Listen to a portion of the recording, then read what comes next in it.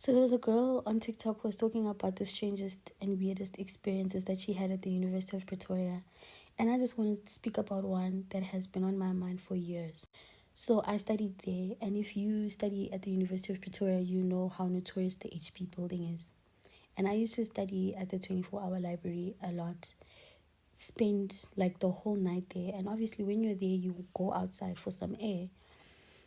Every time I would go outside from some air, I kid you not, and I'm saying this as someone who can see dead people, you could either see or feel the spirits of the students who committed suicide from the HP building.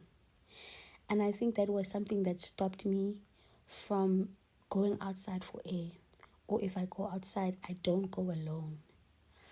Because that was not only the scariest thing, but the strangest thing and the saddest thing for me. Because obviously, in Black culture, your family is supposed to go take your spirit wherever you are. But clearly, that's not what was happening.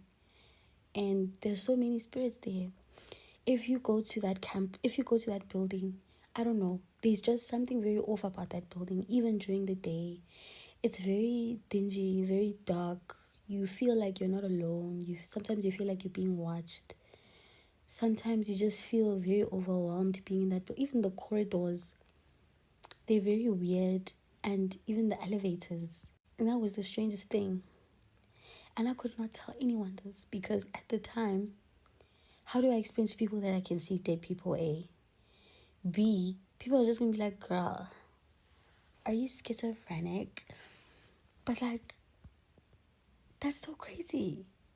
And it still troubles me until today. And I feel so bad for the spirits that are trapped there because you can see the despair and you can feel the despair. You can feel them. And I just want to know, am I the only one who just feels like the HB building is strange? Because I really think it is.